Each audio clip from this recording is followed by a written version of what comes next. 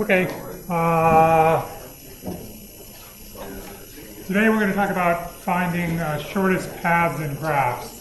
This is what Google does for you when you ask it for a route, either by walking or car or bus. It calculates the shortest path from some starting point to some destination point. That's called a single source shortest path calculation. So, to warm you up for the discussion about the algorithm called Dijkstra's algorithm that we'll talk about, I thought maybe you could invent an algorithm and solve this problem. So here's a graph.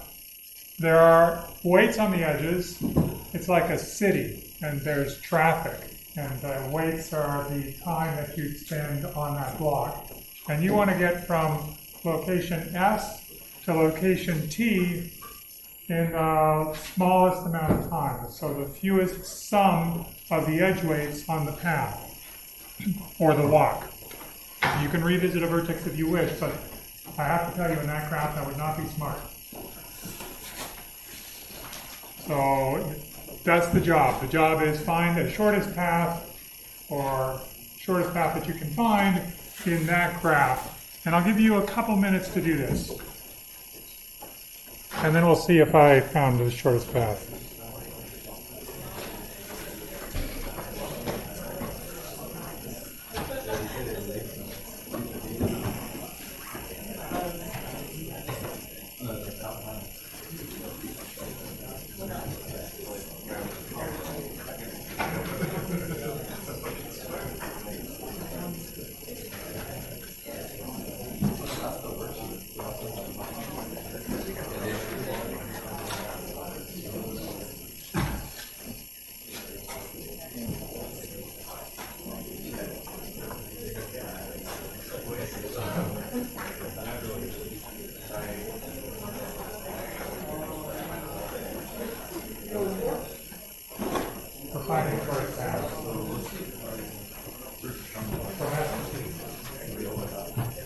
Total edge length minimized.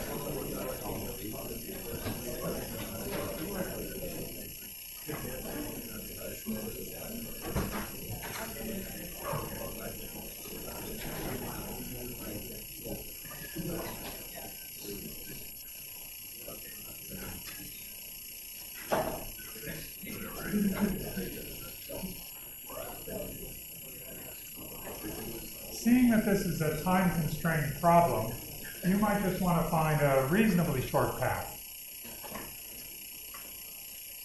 Maybe not the shortest, but pretty short. Let's do that.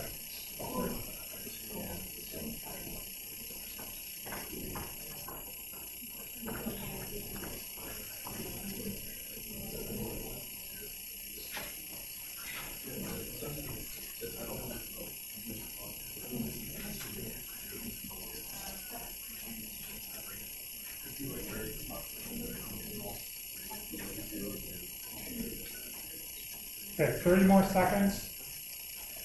In that 30 more seconds, also calculate the length of your shortest path that you found.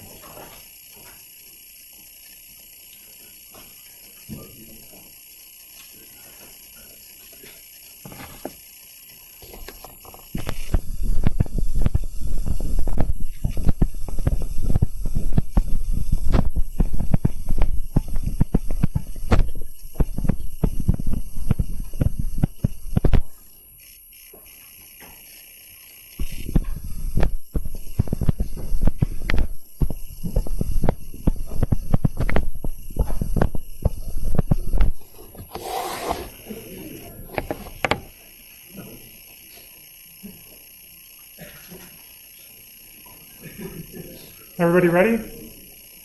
Found something? Let's vote. How many people found a path that was... No, this is weird.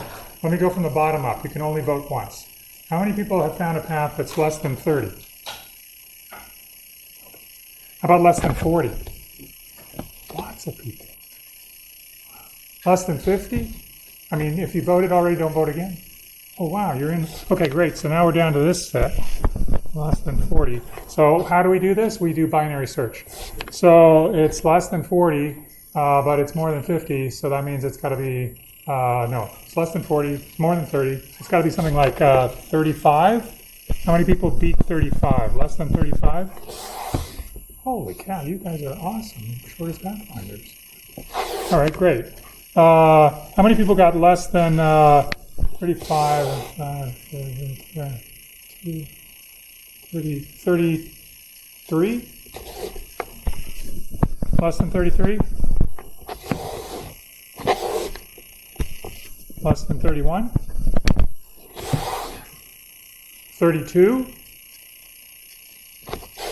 32. Okay, 32. What's the path that's like 32? Did anybody get any better than 32? Okay, 32 is the best? Okay. Let's, yeah. You got 31. Okay, 31. Oops, that's yellow. What's 31? 4 down. 4 right. 12 down. 4 down. 2 right. 1 down. 4 right. 1 right.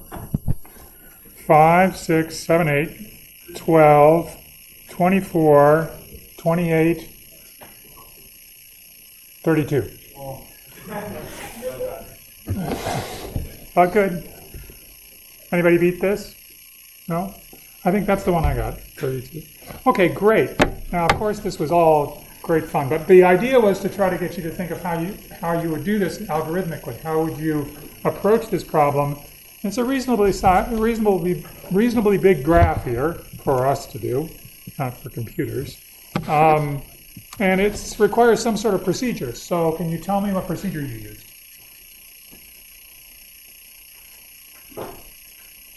No.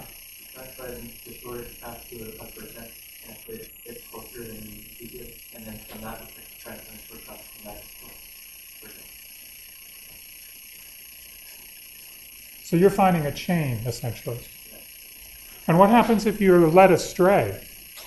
Like if there were a bunch of little edges that led you off into the Bronx, and then there was no way to get out of the Bronx because you're there. It's like going downtown. Yeah. Would you do some sort of BFS and only allow them to go down and go right because E is at the bottom right corner of S? But maybe it would be good to go up sometimes. I mean, I don't know. Is that graph? Do you think it's always better to go down and right? For the lowest bit. Yeah, maybe I should have made this more complicated because it could be that there's an edge in here that's like zeros, a bunch of zeros, and zeros would be great, but you have to get there. And then, so that, yeah. I did like, Oh, you did it both ways. Yeah. And try to find a meet in the middle type thing. Yeah, that's good. I mean, these are all good ideas. But you can sort of see that there's a little bit of uncertainty about whether or not they're going to always work, right? Like maybe it would be bad to always go down and to the right. Yeah. yeah, like in theory, you could have a really long, like the path really way off the side if you would never look at. That's not good. Edges to be like something that would be like. Yeah, there aren't any negative edges in this graph, so that's one thing that you can look at and sort of see at the beginning. But it's true that in some graphs there are negative weight edges, and maybe those would be good things to sort of hope for and look forward to. It's a tricky problem. It's not as, but you actually, yeah. If you look at, you know how many steps that you get to essence, like how many moves you Yeah. and then you just like go through a set of all edges and add up all the randomly, like every time it's set. It is going to see the number just goes, makes sense. Yeah, I mean, this is maybe what you're suggesting is brute force. We identify all the paths that we can use to get from S to T, which are ones that basically are, they're not going to go, well, maybe they will go back. I don't know, but you're suggesting maybe we'll just look at ones that go forward. They go like this, and look at all of them, and then, but how many of them are there? Tons. Well, it's exponential in the size of this graph. Yeah.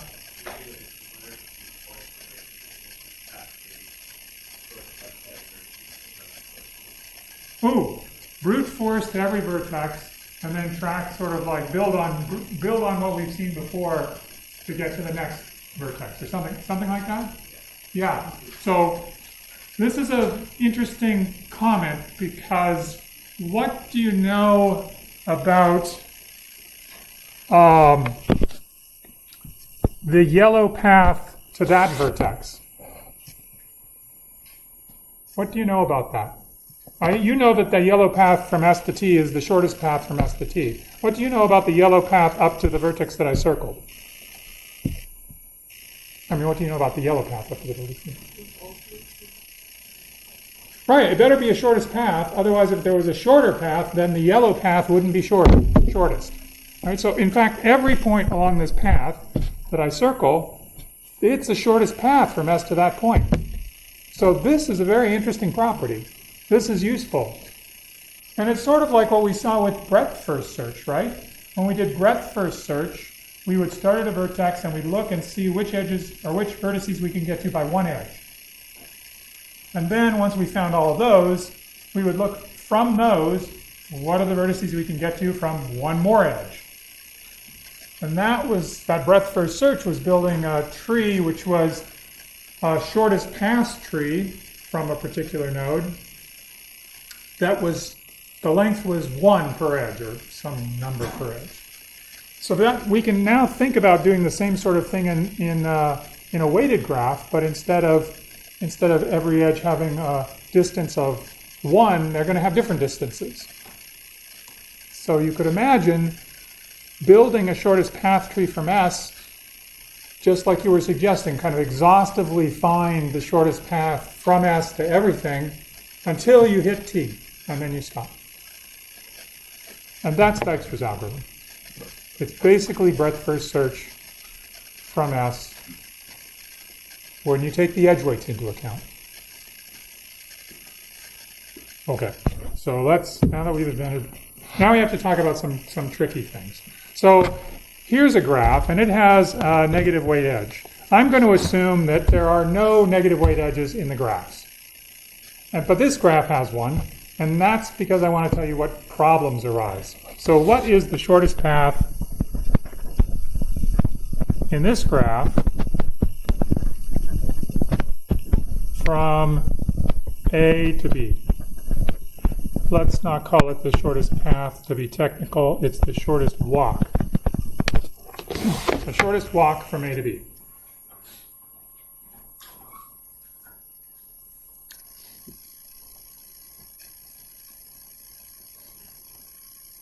Is it the edge AB?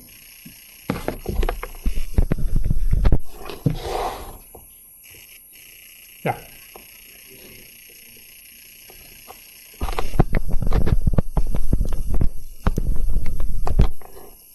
Yeah, that's a problem.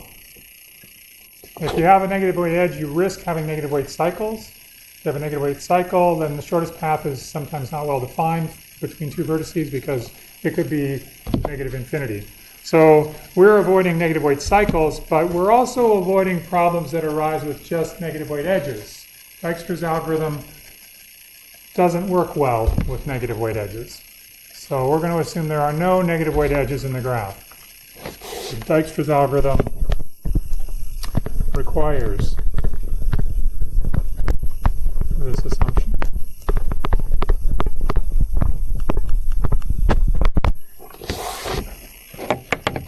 And we'll see where it requires the assumption later. Okay, then this is Dijkstra's algorithm. It's greedy. It says, if I want to find the shortest path from a particular source, I'll find it in order of length. I'll find the shortest one first, which happens to be the path to the source itself, which has length 0. And then I will find the next shortest one, which is guaranteed to be a path that extends an existing shortest path. And this y is what we talked about just a second ago when we were talking about all of the parts, the prefixes of the shortest path, the yellow shortest path from S to T. Those were all shortest paths themselves. And so we know that the next shortest path will be an extension of some existing shortest path, and we try to find that next shortest path by checking all of the extensions. Does it make sense? We're sort of growing a shortest path tree from a particular node. When you say that the things leading up to T with the shortest path, if you break it off, you mean up to T, right? No, I mean from S to T, anything here, this path, that's the shortest path. If you want to travel 3 times, you mean? No, I mean if you want to get from this node S to this node, let's call it X. If you want to get from S to X, the shortest path from S to X will be part of that yellow path. Will be any node on that yellow path will be that will be a shortest path.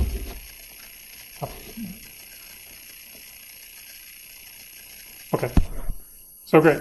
So then we consider all of these one edge extensions, and we find the one that has the smallest value, and we extend by that amount.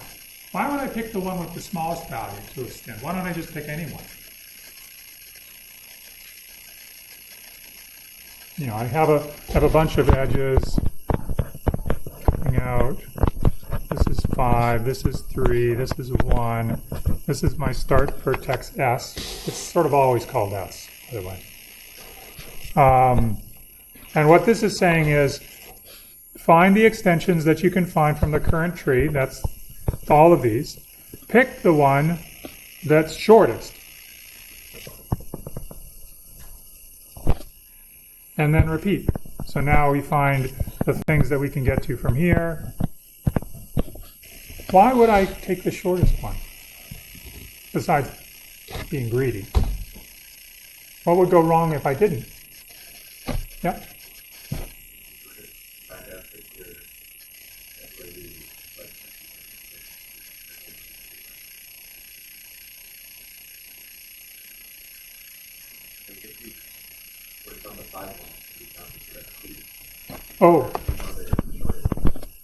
Oh, that's a good point. Why don't I know that it's the shortest if I said that's the shortest path from S to T? Why don't I know that that's the shortest path from S to T? Maybe it's too obvious. Yeah.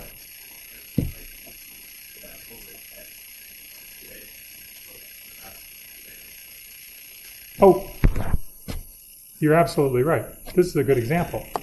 Here we do this, and if we went on the 22 edge, we would say the shortest path from S to that node is 22, and that's not true, because we can go this way. The problem is that it's possible that there's like a sneaky little edge that's sticking off of this thing that's going over here that has weight 2, for example. And then the shortest path from S to T would not be 5. It would be something smaller. So every time we're increasing by the shortest thing that we can get to, the total path length is shortest to the new vertex that we choose. Okay.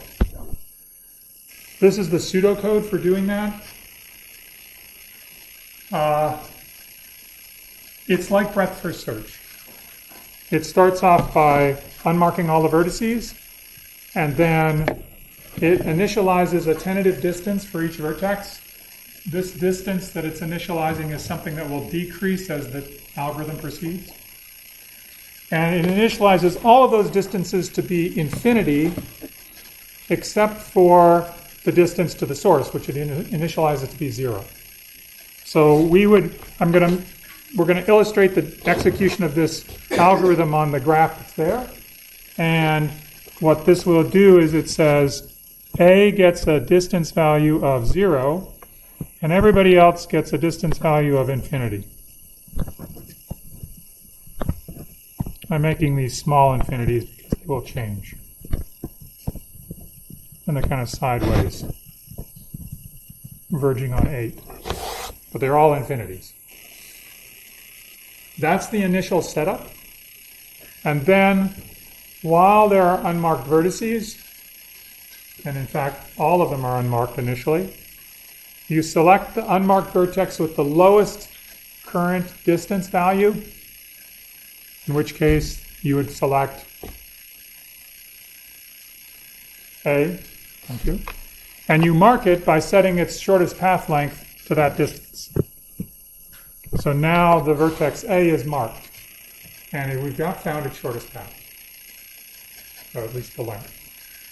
If you wanted to track the actual path, you would keep predecessor pointers, or parent pointers if you'd like, so that you could reconstruct the path after you find the end.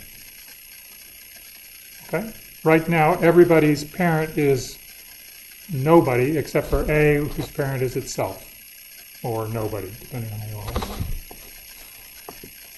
Okay, now what happens? Is everybody good with this?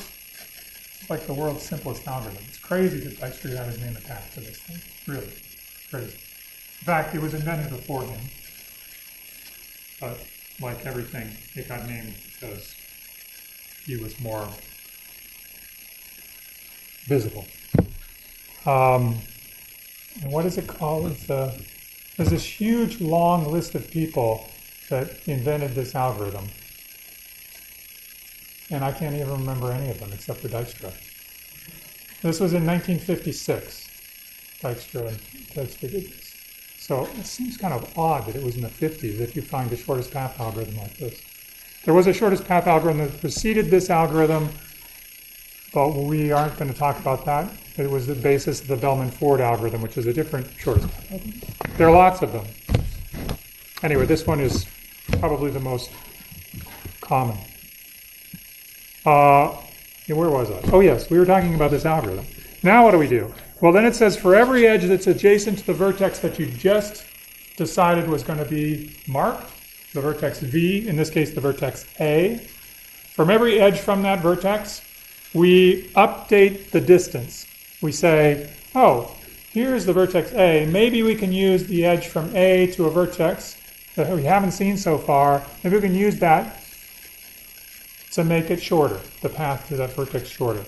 So in fact, since all of them are marked with infinity, we're going to pretty much mark all the ones. So this statement right here is saying take the minimum of the current distance to the vertex and the distance that took the shortest path to V and then took the edge VW, pick the minimum of those two. Like you might be in a situation where you have already from the source S an edge to the vertex W that has weight 100, then if you discovered that you could get to the vertex V by an edge of weight 5 and then go to W with an edge of weight 50, that would be a better choice. So you would update 5 plus 50, that's this 5 plus 50. Got it? Okay, that's what we're doing. Okay, great. So, right. Where can we get to from A? Look, you guys have to do this because it's going to be just too hard.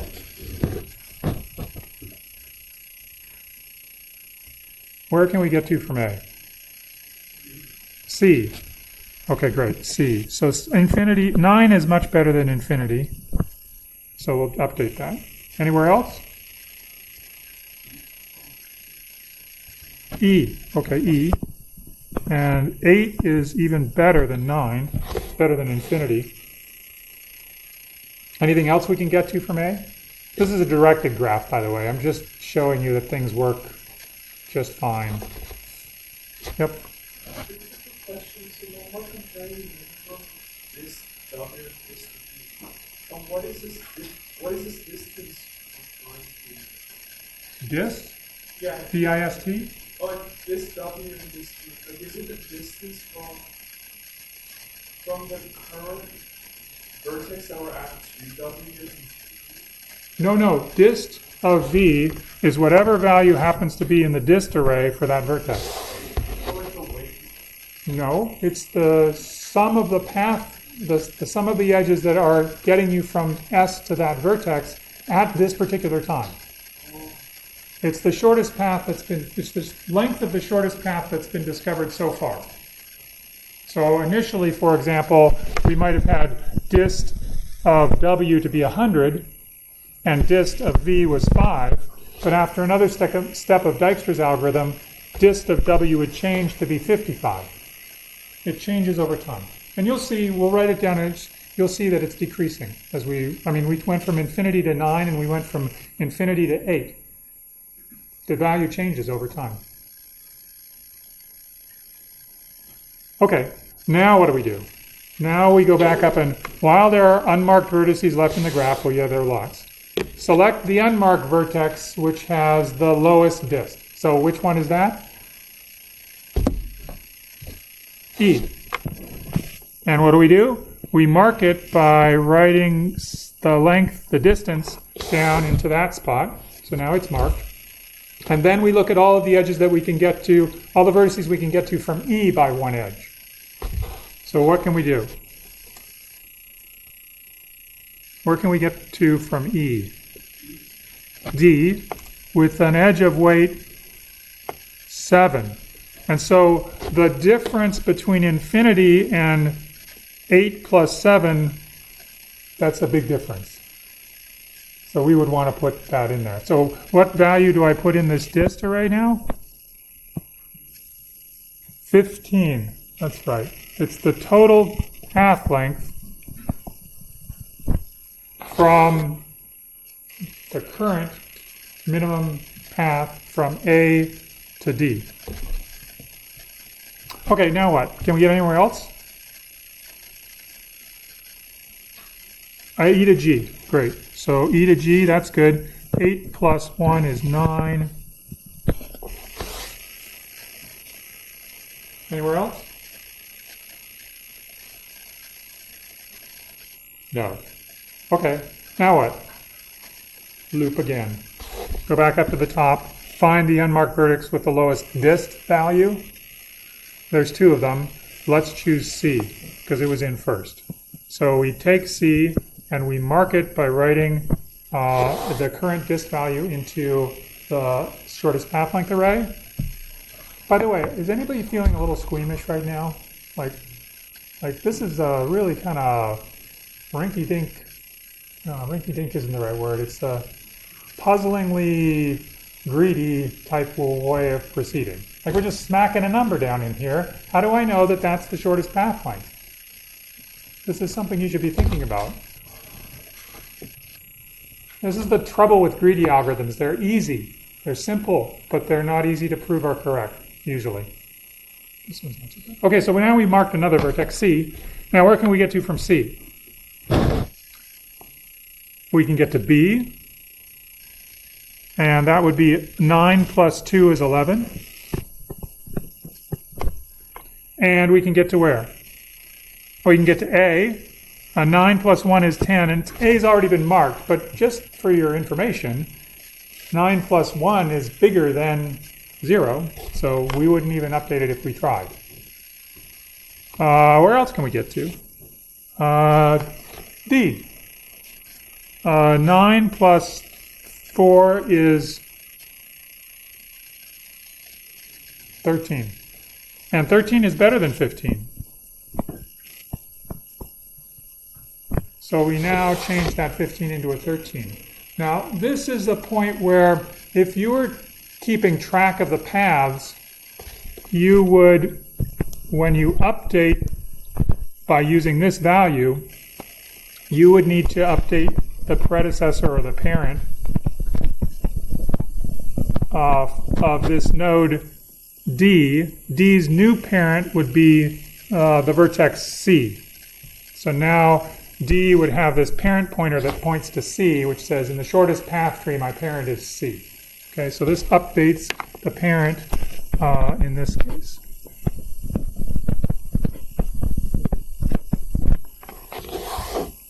this is the parent in the shortest path tree.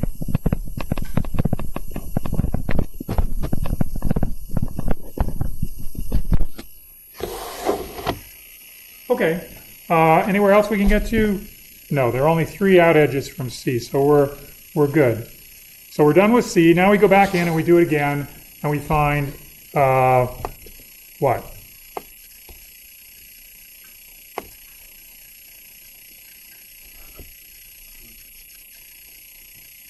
G, yeah. Thanks. Great. Now what happens? G gets, G can get lots of places. G can get to E with an edge of weight 4, but 9 plus 4 is 13, and 13 is much larger than 8. And also, we've already marked E. We can get from G to F with a weight of 2, so 9 plus 2 is 11, and 11 beats infinity. Now we can't get anywhere else. Then what do? We pull the next one. Which one would you like? B or F? B? All right, B. 11. And then we update everything we can get to from B. We can get to A, but it's already been marked. We can get to E, but it's already been marked. We can get to F.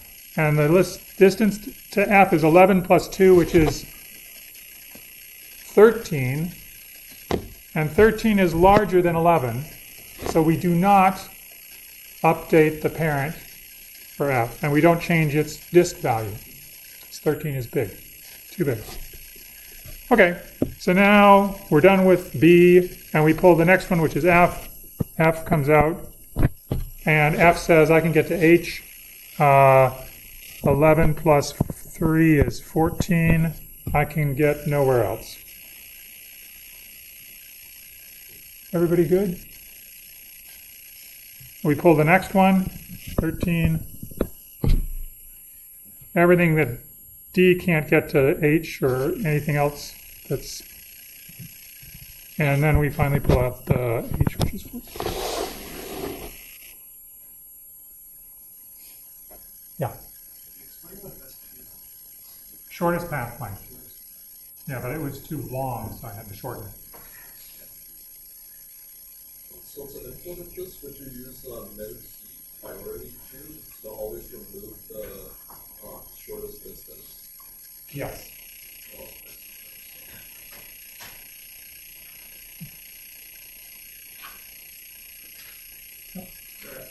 How exactly does CFS? Like we're removing like what is that here? Well, in breadth first search, you're doing exactly this, but you don't have a priority queue. You have a queue that you're filling up in a particular order. And you fill it up by doing all the ones that are 1 unit away.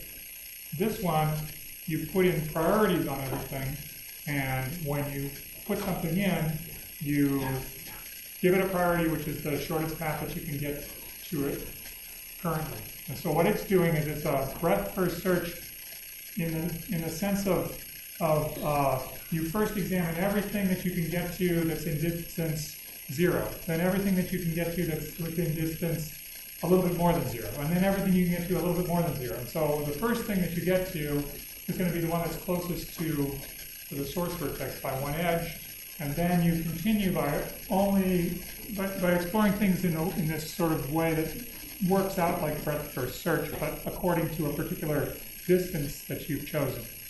So you could think of this as being, every time we were going through this loop, we were pulling the minimum priority thing out of the queue. That's sort of like the next distance that's important in the weighted breadth first search that we're performing. It's the next thing that's going to give us a vertex to add. And so that's what we do. We just, yep.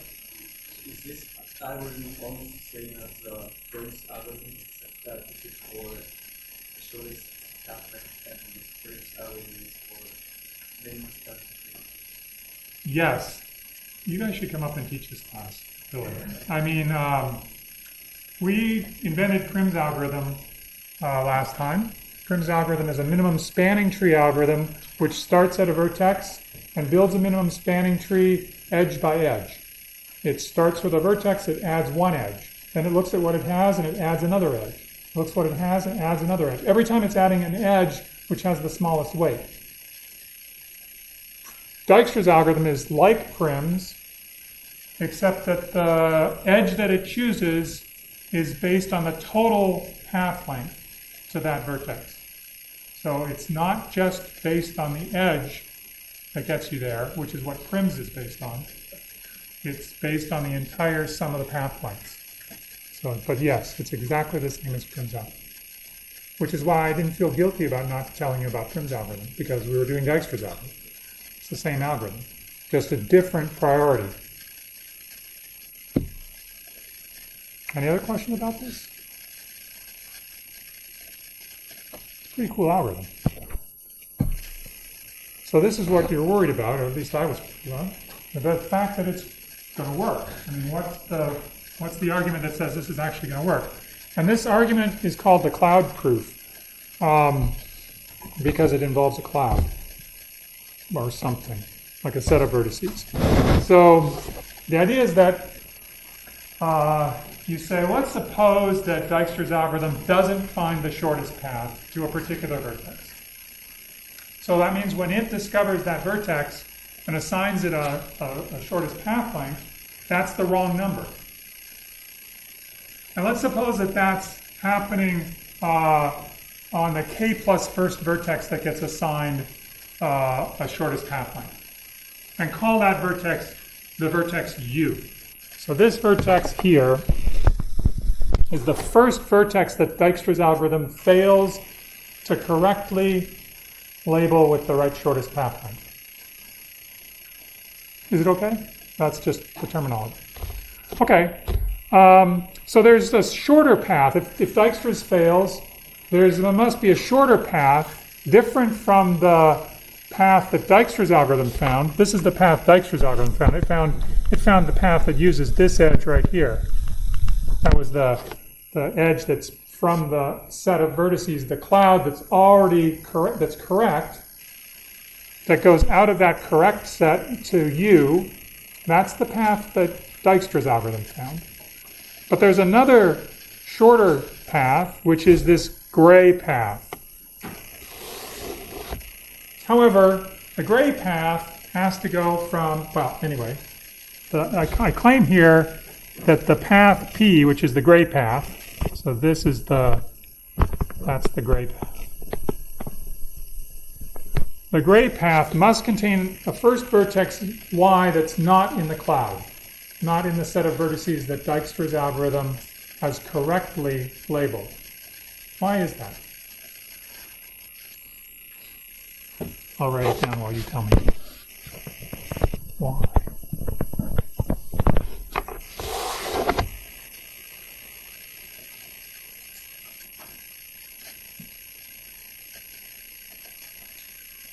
Why must this path that goes to u, why must it contain a vertex that's not in the cloud of vertices that have been correctly identified by Dijkstra's algorithm, correctly labeled? Why must it go outside of that cloud?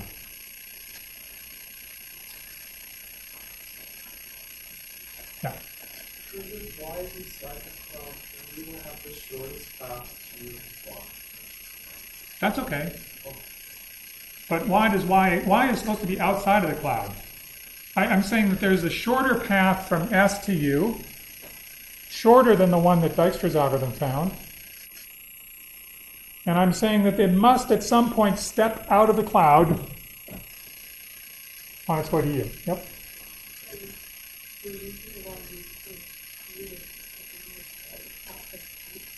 Oh, you're like far ahead of me. That's like the next step. That's a great comment to make, though. That's an excellent comment to make.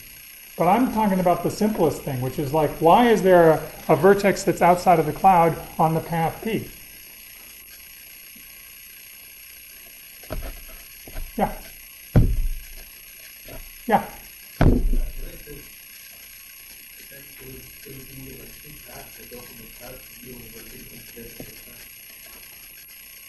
Why was inside the cloud? Then you have a big path, that's what the gray one was doing, and then Dijkstra's algorithm was like considered that the first one was too late. Yeah, I mean, it's, Dijkstra's algorithm works. That's the really crazy thing about this. But this is like one little step on the way to there. And I have this one line that says path P must contain a first vertex Y not in the cloud. It's like if somebody told you that this is true. What is path P? Path P is some shorter path that gets to U from S. It doesn't even matter if it's a shorter path. Isn't it true that for every path that gets from S to U, there must be a vertex that's not in the cloud? Because U is not in the cloud. U is outside the cloud. So there must be some way to get out of the cloud to get to U. Now, if it was the case that there was just a straight edge, maybe that's what you were talking about. Maybe you were saying, if there was just a straight edge from the cloud to U, then Dijkstra's algorithm picks the shortest, and this would be longer. So this can't happen. Is that what you were saying? Okay, I just didn't understand it. Maybe that's what you were saying too, and I didn't understand it either. Anyway, so there has to be a vertex on this path that's outside of the cloud that this other path P goes to. And that path was considered by Dijkstra's algorithm. Dijkstra's algorithm always chooses the path out of the cloud that's the shortest, and it picked the blue one instead of the red one. It picked the blue path, the blue edge, the one that went to U, over the one that went to Y, because the total path length to U is shorter. So P up to Y, that's this part right here, that has to be shorter than this. Oops. This.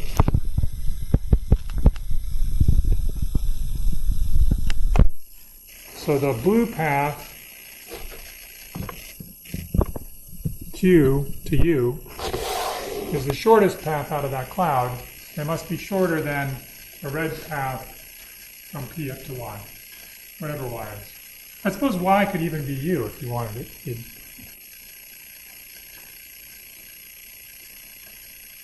And thus the whole path P is at least as long as Q.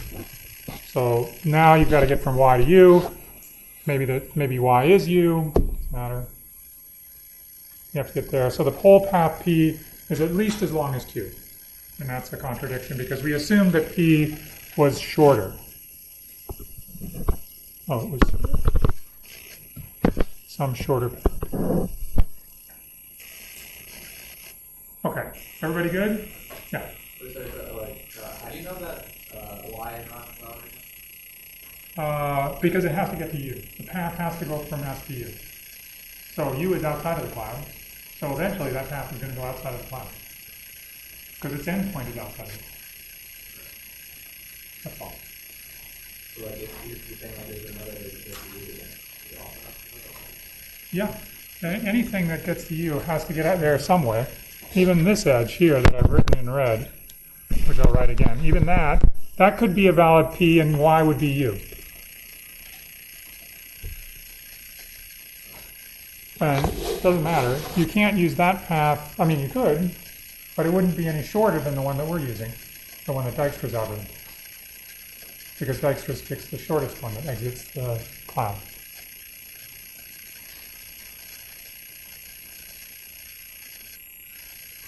Yep. Also, in this case, we're assuming that the paths that exit the cloud are the shortest paths. No, I'm assuming that Dijkstra chooses the shortest path that exits the cloud. That's all I'm assuming.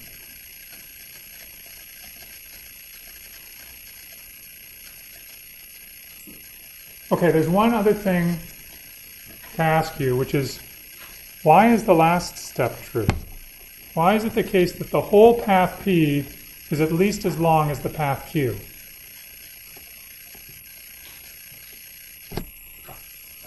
Because you know that the path from Y to U is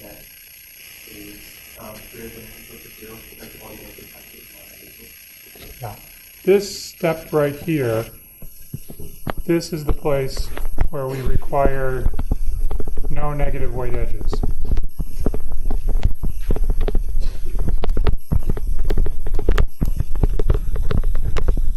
If there were negative weight edges, then there could be some sneaky little minus 1 million weight edge that goes from Y to U, and Dijkstra's algorithm wouldn't know about that. Dijkstra's algorithm would choose the shortest path that would be going to U, and it wouldn't find that one with the minus 1 million. Okay. You already know how to do this because you've already answered this. So when you do the choosing of the vertex that's got the smallest disk value, you perform a remove min operation on a heap or priority queue. That will take how much time? We do this n times. So what's the total amount of work that we do for this step?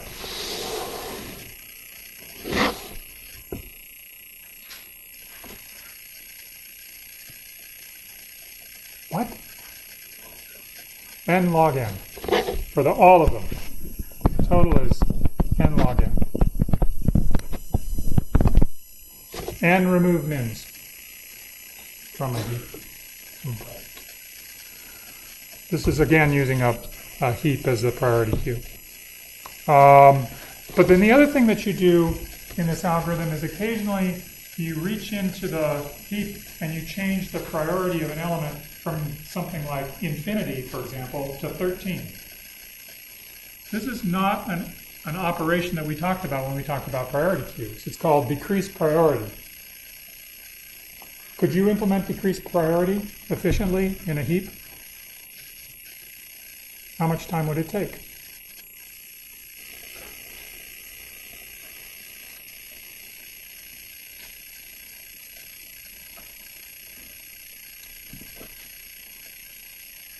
If I gave you access to the element in the heap, remember the heap is like a tree. Well, it's like a binary tree. And I say, this node in this heap, its priority is no longer 17, its priority is now 3. What would you do to that node? Yeah. Yeah, I just heapify it up. So this is really heapify up. As long as you keep track of where the items are in the heap so that you can get to them directly, it's going to take time which is proportional to the height of the heap in order to do the decreased priority. So this is going to take log n time. And we're going to do the m times because we do it once for every edge. Potentially once for every edge that we consider we're going to do it. So we're getting m times log n for that. And what's the runtime for this whole thing?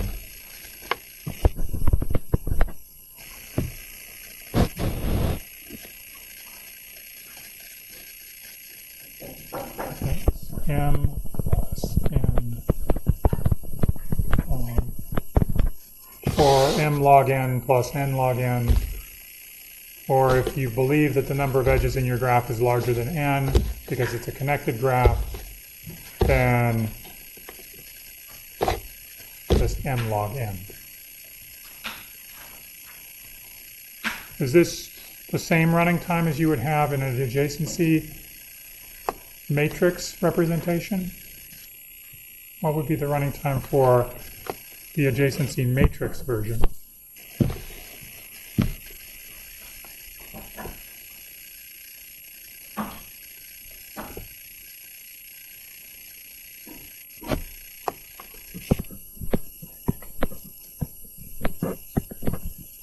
There's an n squared here because you have to use that amount of time in order to get all of the adjacent vertices to a particular vertex for every vertex in the graph. That takes you n squared time.